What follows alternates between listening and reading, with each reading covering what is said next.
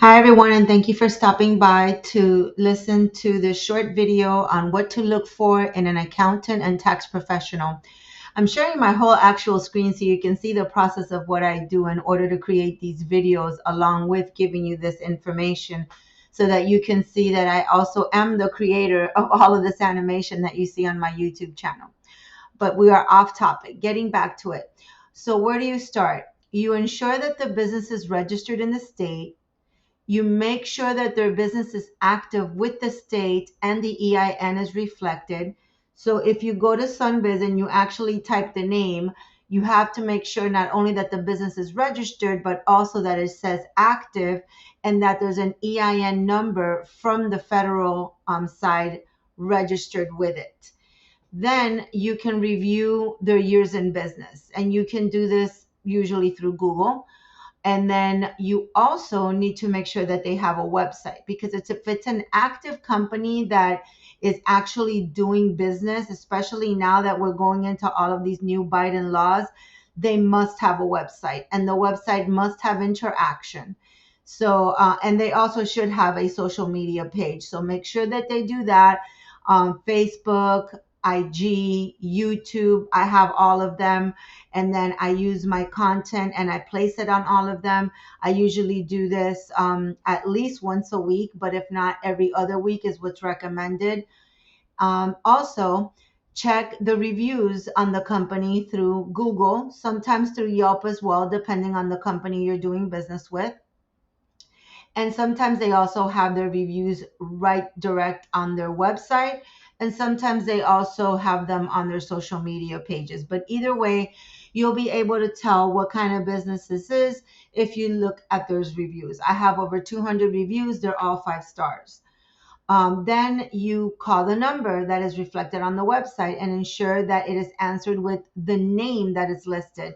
So if you're calling my business and you call me, I'm going to answer Tinkerbell Enterprises. And you should not dial a number where the person either answers hello or they answer a different name than the one that is supposedly attached to that phone number. Then you should also consider if they are available all year round or just open for tax season. And the reason why it's important that they're open all year round, such as I am, is because you get notices from the IRS at any point in time. And if that business is only operable during tax season and they really can't answer your questions, answer your phone calls, or help you outside of tax season, then you shouldn't be doing business with that person or that company. In addition to that, look for the hours of operation to make sure that they work with your schedule. I'll give you an example. I have a lot of customers that are outside of the United States because they're military or otherwise, and they could be doing their taxes with me out of Dubai or Guam or Puerto Rico. Doesn't mean that their taxes are not from the US. It's just that that's where they currently are residing when they're doing their taxes. Obviously, Guam is many hours away. Even California is hours away. So if those hours where they're at don't coincide with hours that you're doing business, then it may not be a good fit. Also, check their credentials. So you need to see if they're an enrolled agent, and you can see that through the IRS website or through a certification that they may present to you. I have it listed directly on my email with my shield and everything else, showing who I am, what I am. Also, if there might be a CPA, they might include their CPA number, and you can also look at it through that website that has all CPAs registered. Or if they're an attorney, then obviously they're through a board, and you can actually find them there. Check the BBB. They should have either nothing registered with the Better Business Bureau, meaning that there's nothing negative, or they should have, if they are registered, they should not have anything negative.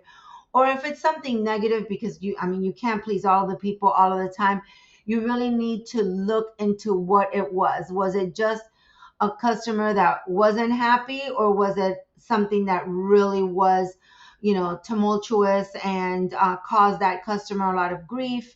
And so, it might not be a good idea for you to do business with that company. All right. See if they offer other services that would be beneficial, because it's always easier to deal with just one person on many matters, or at least be able to compare their rates on services you currently are dealing with. So, in other words, for myself, I do taxes, but I also do credit repair.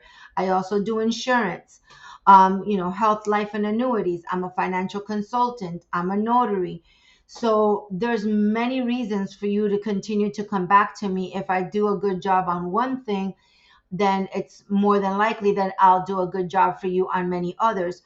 Also, being a insurance agent, I can also guide you, and a financial consultant, into what is best to do on your taxes so that you get the best outcome and the most deductions, etc. And so those kinds of things, if they play together, are very important. You also might want somebody to also be a notary, because if in fact you do have to send any documentation that requires a notary signature, then you go back to that same person that already did your taxes, and it's an all-in-one type of deal. If not listed, ask if they have virtual services already on their website, because on my website it does say that I have virtual taxes, but not everybody listed, but they might still have that availability. 98% of my customers I deal with virtually.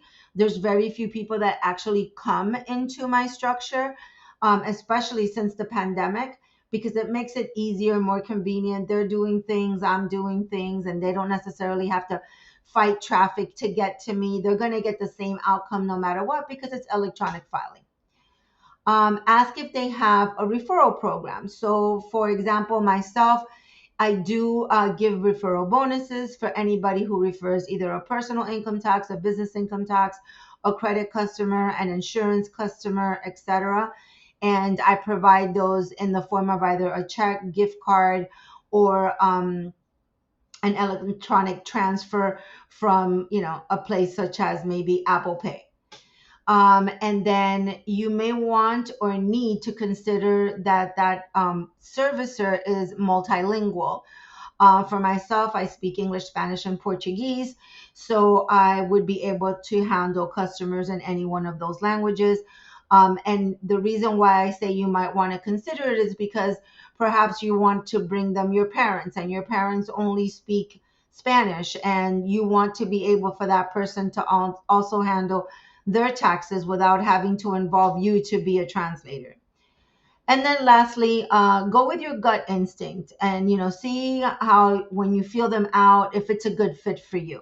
That's very important. I think that the majority of people have a good idea whether this person is actually going to work out or not, and I would say go with that. So I hope that this gives you a brief idea of what you need to be looking for, especially going forward with all the new regulations. Another thing that I didn't mention here, but make sure that that accountant does their renewals every year, and that they get recertified with PTIN and their EA, etc., because they need to be up on the new regulations, absolutely, and be able to help you as much as possible. All right, thank you for listening, and I hope to see you soon on another YouTube video of mine.